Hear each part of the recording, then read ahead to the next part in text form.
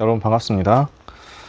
야고보서 1장 12절 한 절의 말씀을 같이 볼게요.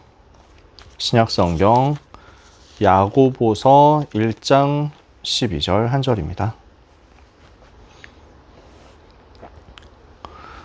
야고보서 1장 12절 한 절 찾으셨으면 같이 읽겠습니다. 시험을 참는 자는 복이 있나니 이는 시련을 견뎌낸 자가 주께서 자기를 사랑하는 자들에게 약속하신 생명의 면류관을 얻을 것이기 때문이라. 아멘. 저는 오늘 말씀을 들으면서 이 구절이 딱 떠오르더라고요. 오늘 1부, 2부 강단 말씀 생각하면서 또 대학부에서 같이 안디옥 교회 이야기를, 흩어진 자들 이야기를 하면서 이 구절이 떠올랐습니다. 한 주간 복 있는 사람이 어떤 사람인지를 가지고 묵상하면서 이번 주 강단이 여러분에게 성취되는 것을 누리시기를 바랍니다. 성경은 무엇을 복에 대해서 말씀하고 있습니까? 세상이 말하는 복 말고 성경이 말하는 복은 어떤 것입니까? 시편 1편 1절에서 6절에 복 있는 사람은 악인의 꾀를 따르지 않고 죄인의 길에 서지 않고 오만한 자의 자리에 앉지 않고 오직 여호와의 율법을 즐거워하여 그 율법을 주야로 묵상하는 저로다. 죄인의 길에 서는 대신에 하나님이 주신 복음의 말씀을 주야로 묵상하는 사람, 이 사람이 복 있는 사람이라는 거예요. 그는 시냇가에 심은 나무가 시절을 따라 열매를 맺으며 그 잎사귀가 마르지 아니함 같으니 그 하는 일이 모두 형통하리로다. 악인은 그렇지 않으며 오직 바람에 나는 겨와 같도다. 그러므로 악인들이 의인의 회중에 들지 못하며 죄인들이 의인의 회중에 서지 못하리로다. 대저 의인의 길은 여호와께서 인정하시나 악인들의 길은 망하리로다. 우리는 죄인의 길에 있지 않는 사람이다. 하나님이 은혜로 허락하신 의의 길에 있는 사람들이다. 그래서 말씀을 주야로 묵상하는데 하나님께서 주시는 복을 누리는 사람이다. 성경은 복 있는 사람에 대해서 이렇게 말씀하는 겁니다. 예수님께서는 참된 복에 대해서 뭐라고 말씀하십니까? 예수님께서 말씀하시는 참된 복은 마음이 심령이 가난한 자가 복이 있다. 천국이 그들의 것이다. 애통하는 자가 복이 있다. 그들이 위로를 받을 것이다. 자, 한 말씀 한 말씀들이 세상이 말하는 복과 세상이 말하는 복을 받을 사람과 전혀 다른 얘기를 하고 계시죠. 우리는 여기서 무엇을 발견할 수 있습니까? 참된 복은 예수님 자신이라는 거예요. 예수 그리스도께서 복이라는 거예요. 그래서 마음이 가난해서 갈급하게 하나님의 은혜를 구하는 사람이 복이 있다는 거예요. 이해가 되세요? 애통하는 자가 복이 있다는 거예요. 왜냐? 그 애통함 때문에 복음 붙잡을 거니까. 하나님의 은혜를 사모할 거니까. 그러다가 그리스도를 찾다가 하나님을 찾다가 그리스도를 통해서 하나님 만날 거니까. 그게 복이라는 거예요. 마음이 청결한 자 복이 있다. 온유한 자 복이 있다. 또 화평케 하는 자 복이 있다. 의를 위하여 핍박받는 자 복이 있다. 누구에게 복이 있습니까? 하나님을 사모하고 복음을 사모하는 자에게 복이 있고, 누구에게 복이 있습니까? 이 복음을 말하고 이 복음을 전하는 자에게 복이 있다. 어떤 복입니까? 천국이 그들의 것이다. 예수 그리스도로 말미암아 생명 얻고 하나님 자녀되고 하나님 나라 얻는 그게 복이라는 거죠. 오늘 야고보서 1장 12절에는 그래서 이 무엇을 얘기합니까? 시험을 참는 자가 복이 있다. 시련을 견디는 자는 주께서 자기를 사랑하는 자들에게 약속하신 생명의 면류관을 얻게 될 것이다. 시련 속에서도 흔들리지 않는 자, 시련을, 고난을 통과하여 끝까지 복음 붙잡는 자가 복이 있다. 끝까지 복음을 붙드는 자, 끝까지 복음을 놓치지 않는 자, 끝까지 복음을 지키는 자가 복이 있다. 어떤 복이에요? 생명의 면류관을 주실 것이다. 의의 면류관을 하나님께서 주실 것입니다. 이게 우리가 받을 복입니다. 어떤 사람에게 복이 있냐? 죄인의 길에 서지 않고 의인의 길에 서서 하나님의 은혜를 사모하면서 말씀 묵상하는 사람에게 복이 있다. 누구에게 복이 있느냐? 갈급하게 우리 주님 바라보고 예수님을 찾는 사람에게 복이 있다. 누구에게 복이 있냐? 내가 가진 이 복음을 붙잡고 흔들리지 않고 끝까지 이 복음 말하는 사람에게 복이 있다. 끝까지 이 복음 놓치지 않는 사람에게 복이 있다.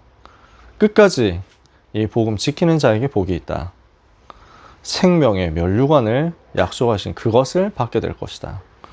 오늘 이 사람이 복이 있음을 알고 여러분이 복 있는 자의 대열에 서게 되시기를 바랍니다.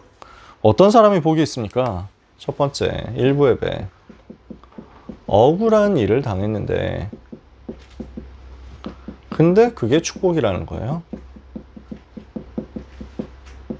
억울한 일을 당했는데 아무도 도울 자 없는 노바디의 상황인데 이만큼 억울한 상황인데 근데 성경 속 전도자들이 이 속에서 다 응답받았다는 거예요. 이게 바로 응답의 시간이라는 거예요. 그래서 먼저 잡아야 할 언약을 제대로 붙잡아라. 뭘 해야 됩니까? 먼저 할 것. 너는 내게 부르짖으라. 내가 너에게 응답하겠고 네가 알지 못하는 크고 비밀한 일을 내게 보이리라. 우리의 뇌와 영혼과 보좌에 새겨질 만큼 하나님께 간절하게 기도해라. 우리의 뇌, 우리의 영에 하늘 보좌에 새겨질 만큼 하나님께 간절하게 기도하고 있는가? 스스로 점검해야겠죠. 그러면 우리가 부르짖는다면 억울한 일을 당하고 억울한 상황 당하고 노바디의 상황 속에 있는 그것이 최고의 복이라는 얘기예요. 어떻게 하시겠냐? 먼저 알 것 있습니다. 하나님께서 어떤 일을 하시겠느냐? 너는 내게 부르짖으라. 내가 너에게 응답하겠고 네가 알지 못하는 크고 비밀한 일을 너에게 보이리라. 은밀한 하나님의 일을 보이시고 보라 내가 너를 고쳐 낫게 할 것이라. 치유하시겠다고 합니다. 포로된 그곳에서 돌아오게 할 것이다. 그리고 너의 모든 죄악을 용서할 것이다. 사할 것이다. 이 백성이 이 성읍이 내게 기쁜 이름이 될 것이고 나의 찬송이 될 것이다. 모든 열방이 이 성읍에 내가 베푼 복으로 말미암아 두려워하고 떨게 될 것이다. 하나님은 이것을 하시겠다는 겁니다. 하나님이 어떤 일을 하시겠느냐? 이것을 먼저 알아라. 그리고 확신하라고 하셨죠. 하나님은 우리에게 저주를 주시려고 원하시지 않는다. 예레미야 29장에 너희를 향한 나의 생각은 내가 하나니 곧 재앙이 아니오 평안이라. 너희에게 장래와 소망을 주려는 것이라.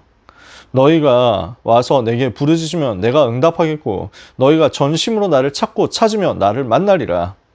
오늘 우리는 하나님이 우리를 축복하신다는 것을 확신하고 하나님이 하실 그 일을 알고 하나님 앞에 부르짖는 응답 받아야 되겠습니다.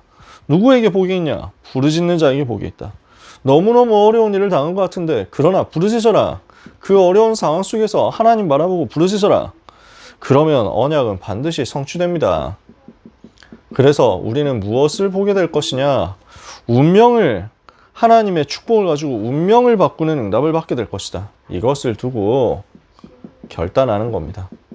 이 사람이 하나님의 축복을 받는 사람이다. 2부 예배 메시지 전도 캠프에 대해서 말씀을 주시면서 파수꾼의 축복이다 이렇게 말씀을 주셨잖아요. 우리는 어떤 존재입니까? 너희는 택하신 족속이요 거룩한 나라요. 그래서 구별된 사람이란 말이죠. 왕 같은 제사장이요. 그의 소유가 된 백성이니 이는 너희를 어두운 데서 불러내어 그의 기이한 빛에 들어가게 하신 이의 아름다운 덕을 선포하게 하려 하심이라. 우리는 우리를 어둠에서 빛으로 불러내신 우리 주님의 아름다운 덕을 선포할 사람입니다. 그러면 이것을 보고 파수꾼이라고 한단 말이에요. 어떤 응답을 받을 것이냐? 하나님은 파수꾼에게 내용과 배경을 주셨습니다. 파수꾼의 내용, 파수꾼의 배경 뭡니까? 보좌다. 하늘 보좌의 배경이 우리에게 있습니다. 그래서 우리는 이것을 망대 여정 이정표를 가지고 누리는 거죠. 우리에게 주어진 시간표는 뭡니까? 어떤 시간표가 우리에게 와 있습니까? 하나님의 말씀이, 하나님의 성령이 살아 역사하시니까 말씀 성취, 기도 응답, 전도 운동 일어나는 겁니다. 이것이 매일, 매시, 매사에 누려지는 겁니다. 이러니까 우리의 캠프는 뭐죠? 하나님의 망대 여정 이정표를 가지고 캠프하는 것입니다. 이것을 가지고 순간순간 빛을 비추는 작품을 남기는 것입니다. 이것이 우리가 받을 축복입니다. 그래서 우리는 창조의 빛을 비추는 것이다. 우리는 여호와의 영광의 빛을 비추는 것이다. 요한복음 1장 9절이죠. 참빛 곧 세상에 와서 각 사람에게 비추는 빛이 있었나니 그가 자기 땅에 왔음에 자기 백성이 그를 영접하지 않았다. 그가 세상에 왔으나 세상이 그를 알지 못하였고 자기 백성이 그를 영접하지 아니하였으나 영접하는 자 곧 그를 믿는 자들은 하나님의 자녀가 되는 권세를 주셨으니 이는 혈통으로나 육조로나 사람의 뜻으로 나지 아니하고 오직 하나님께로서 난 자들이니라. 말씀이 육신이 되어 우리 가운데 거하시며 우리가 그의 영광을 보니 아버지의 독생자의 영광이 은혜와 진리가 충만하더라. 우리의 빛은 누구십니까? 예수 그리스도시다. 그 예수 그리스도를 모신 우리가 세상의 빛으로 신분이 바뀌었습니다. 우리 자신이 빛이 되었습니다. 그래서 우리가 왕같은 제사장으로 빛을 비추는 것이다. 우리는 이 빛을 선포하고 이 빛을 증거하는 증인으로서 24하게 될 것입니다. 그러면 25의 응답이 올 겁니다. 영원한 응답을 받을 겁니다. 이걸 가지고 우리는 현장에서 전도운동할 300%의 작품 남기는 제자가 될 겁니다. 우리 랩넌트들이 있는 곳에서 파수꾼의 축복이 하반기에 2학기에 회복되기를 바랍니다. 그래서 이 비밀을 가진 제자가 나왔습니다. 어떤 사람이었습니까? 흩어진 자였다니까요. 어떤 사람이었습니까? 난민 같은 사람이었다니까요. 근데 여기 하나님이 역사하신 거예요. 어떤 사람들이었습니까? 날마다 하나님을 바라보는 영적인 시스템, 삶집중, 영적인 루틴이 있었습니다. 삶집중. 그러니까 하나님은 여기에 삶 세팅이 만들어지게 하셔서 계속 하나님께로 나아가고 하나님이 주시는 힘을 얻는 플랫폼 붙잡게 하셨죠. 이렇게 하고 있으니까 복음의 빛이 나를 자꾸 비춰서 살리는 겁니다. 파수망대 내 안에. 그러니까 내가 가는 곳에 하나님의 말씀이 자꾸 흘러오고 성취되는 겁니다. 안테나, 영적인 안테나가 내 안에. 이러니까 삶응답이 임할 만큼 영적인 눈이 준비되고 영적인 힘이 생기고 영적인 여유가 확립되었습니다. 그러니까 절대로 무너질 수 없는 거죠. 응답을 받을 수 있는 상태와 응답을 담을 수 있는 그릇이 준비된 겁니다. 이게 안디옥 교회였습니다. 그러니까 극심한 환난 속에 있었는데 하나님께서는 안디옥 교회를 사용하셨단 말이에요. 이유가 뭡니까? 이 사람들은, 안디옥 교회 제자들은요, 문제가 아니라 진짜 문제가 무엇인지를 알았고 해답이 아니라 진짜 해답이 무엇인지를 알았으며 응답이 아니라 진짜 응답이 무엇인지를 아는 사람이었습니다. 이 땅에 수많은 문제가 있으나 진짜 문제는 창세기 3장이구나. 이 땅에 많은 사람들이 이게 해답이다 저게 해답이다 하면서 육신 가지고 이야기를 하고 있는데 해답은 오직 그리스도 한 분뿐이구나. 그래서 성공하는 것이 응답이 아니라, 잘 되는 것이 응답이 아니라 세계복음하는 것이 응답이구나 아는 사람들이었어요. 그러니까 스데반의 일로 일어난 환난으로 말미암아 흩어진 자가 되었는데 그리스도를 위하여 고난당하는 것을 기뻐하는 사람들이었습니다. 이 사람들이 말씀운동 펼치고 제자운동 펼치고 그리스도 운동 펼쳤습니다. 거기에 하나님께서 능력으로 역사하셔서 주의 손이 함께 하시고 하나님의 은혜가 보이고 이 속에서 제자들이 비로소 그리스도인이라 일컬음을 받게 되고 여기에 하나님께서 복음 경제, 빛의 경제 허락하시고 세계 선교할 선교사 파송하는 응답까지 주셨습니다. 우리는 어떤 사람 되어야 되겠냐? 세상이 아는 사람 말고 세상이 비록 모른다 할지라도 상관없다. 하나님이 아시는 사람이다. 저는 여러분이 이 응답을 랩넌트 때 사모하게 되기를 원합니다. 참 감사하게도 원래 저는 사람이 저를 알아주기를 되게 바라는 사람이었거든요. 사람들이 나를 알아주고 사람들이 나를 인정해주기를 되게 바라는 사람이었거든요. 근데 랩넌트 시절에 그걸 하나님이 뒤집어 주셨어요. 여러분 나이 때 하나님이 그걸 바꿔주셨어요. 제 인생의 캐릭터, 성격이 완전 뒤집어져서 사람이 알아주는 것보다 하나님이 알아주시는 게 더 좋다. 절대로 말하지 않는 사람이 됐어요. 전에는 말하지 않으면 못 배기는 사람이었거든요. 내가 이런 사람이고 내가 이런 걸 알고 있고 내가 이렇게 훌륭하고 이런 걸 말해야만 되는 사람이었거든요. 근데 절대로 말하지 않고 잠잠하게 기다리는 사람으로 하나님이 바꾸시더라고요. 사람이 인정해 주는 게 별로 좋은 일 아니라는 것을 20대 때 하나님이 저한테 알게 하셨거든요. 사람 앞에서 사람이 알아주기를 바라는 것이 되게 부끄럽고 추한 일이라는 것을 알게 하셨거든요. 하나님이 아시는 사람이 되고 하나님께서 보시는 사람이 되는 것. 아무도 알아주지 않는데 하나님 앞에 서는 사람이 되는 것. 이게 제일 행복한 일이라는 걸 20대 때 알았습니다. 그게 하나님이 주신 너무 큰 복이었어요. 여러분들이 알게 되셨으면 좋겠어요. 그래서 안디옥 교회 이름 없는 제자들이 흩어진 자로서 쓰임받았던 것처럼 여러분도 같이 쓰임받게 되기를 바랍니다. 그래서 이번 주간에 복을 받을 수 있는 그릇을 제대로 준비하는 응답 받으시기 바랍니다. 우리는 세계복음화 해야 되니까요. 여러분은 20대니까 얼마나 좋은 조건입니까? 세계복음화 할 수 있는 나의 CBDIP는 뭔가? 속물이 되지 마세요. 세상에 쩔지 마세요.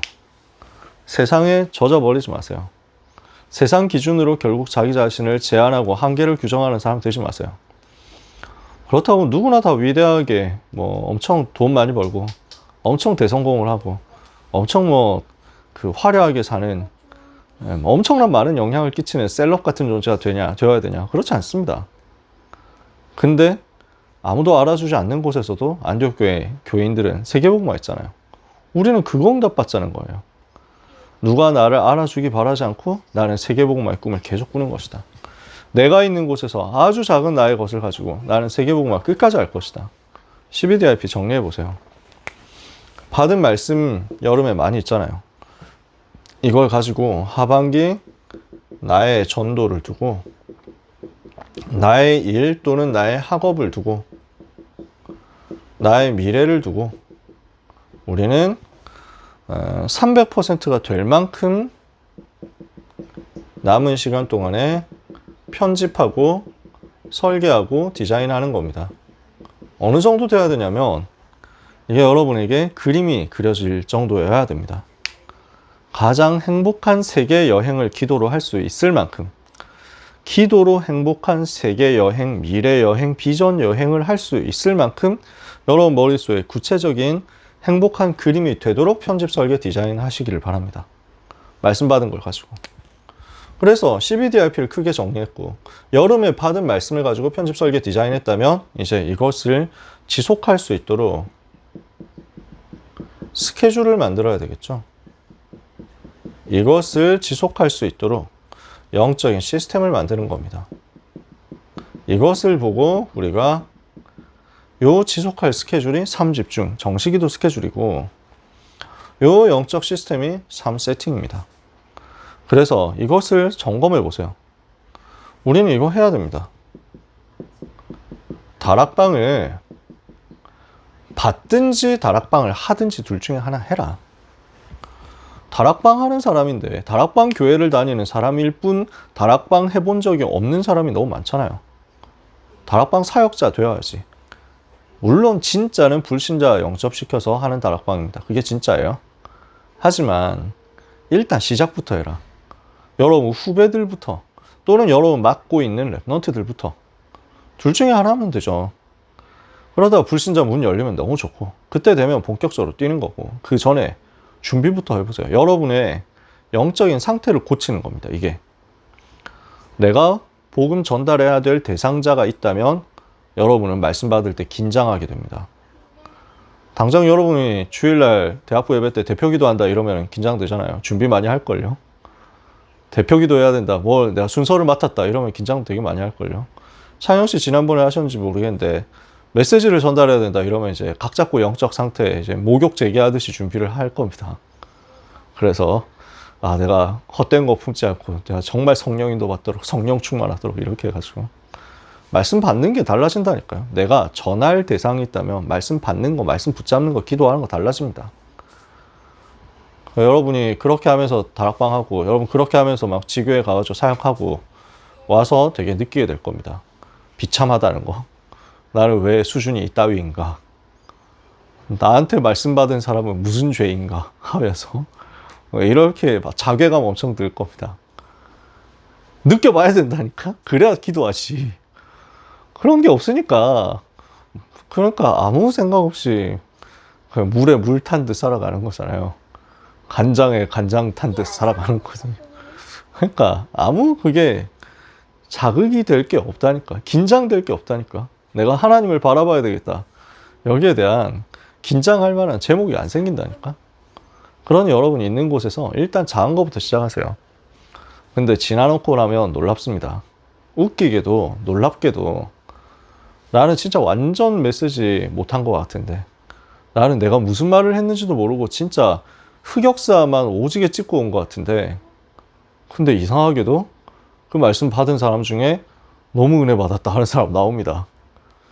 그때 착각하는 수준 되면 인생이 그게 길게 쓰임 못 받습니다. 거기에 속으면 안 돼요. 하나님 은혜 주신 것이 내가 한 거 아닙니다. 그러니까 점점 하면서 느끼게 됩니다. 나같이 모자란 사람을 하나님이 써주시는 게 너무 감사하다.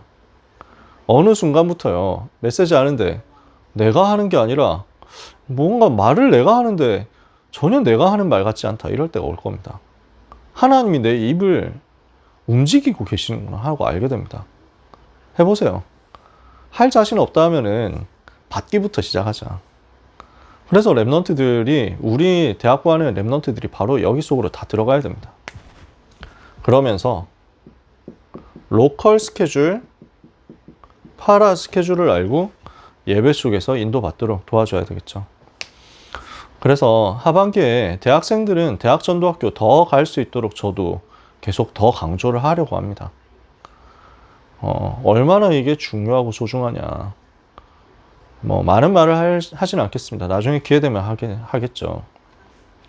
순종하는 거예요, 이게. 스케줄 따라간다는 게 내 생각 버리고 하나님께 완전 복종하는 거예요. 그리고 우리는 정식기도 하는 겁니다. 시간을 정하고 장소를 정하고 제목을 정해라. 유 목사님 요즘 하지 말라고 하는데 그건 수준 되는 사람 얘기입니다. 시간 일단 대강 정하세요. 꼭 그 시간에 지켜야 된다 그 얘기가 아니라 내가 하루 중에 기도하기 제일 좋은 시간이 정해져 있어야 됩니다. 특히 대학생들 같은 경우는 수강 신청하면 바로 정시기도 시간이 짜여져야 됩니다. 수강 신청해가지고 스케줄 학교 수업 스케줄 나오면 있잖아요. 그럼 그 사이에 여러분은 수업 스케줄만 짜는 게 아니라 정시기도 이거 스케줄 딱 짜 있어야 됩니다. 그럼 대학생들 왜 시간표 있잖아. 그래서 막 현대사회 이해 이러면은 무슨 창의관 103호 이러면서 써 있을 거 아니에요. 거기에 뭐가 있어야 되냐면 그래가지고 공강 시간 생기겠지? 그 공강 시간 사이에 집어넣으세요. 정시기도, 낮 정시기도, 공강 시간에 빈 강의실 같은 데 좋습니다. 빈 강의실이 보통 요즘에 어지간하면 잠기는데 어쩌다가 안 잠기는 데가 있습니다. 그렇죠? 여러분 학교도 그렇잖아요? 그러니까 수업과 수업 사이에 텀이 짧으면 안 잠기기도 한다니까? 그런 데를 활용해도 좋고 아니면 도서관 좋습니다. 어디든 좋아요. 여러분 나름대로의 비밀하고 평안한 장소 찾아보세요. 그래서 꼭 그 장소여야 되는 거 아닌데 진짜 내가 하나님 바라볼 수 있도록 정해진 루틴을 만드는 거예요. 안 정해져 있으면 루틴이 안 생깁니다.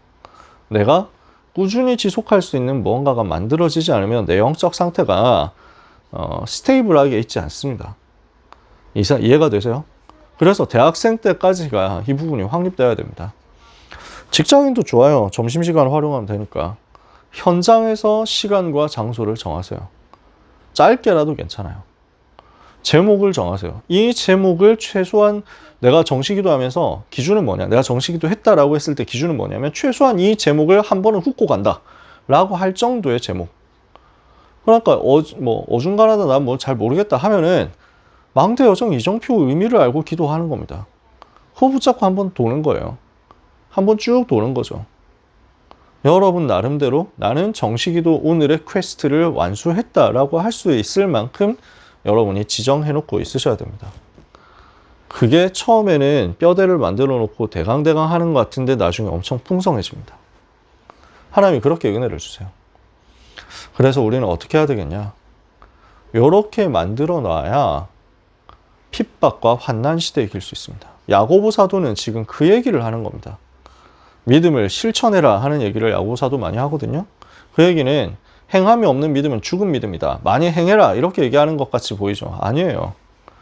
핍박 시대 속에서, 환난 시대 속에서, 고난의 시대 속에서, 그 속에서 끝까지 갈 수 있겠느냐라는 겁니다. 우리는 그 속에서 시련을 통과해서 끝까지 복음을 지키는 자, 그 복 있는 사람 될 수 있겠냐.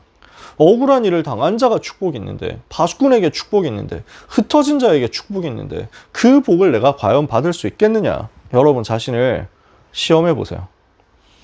그래서 우리는 이 부분에 대해서 생을 걸고 가는 사람들입니다. 여기 몇 사람은 제가 입고 있는 옷의 의미를 알겠죠.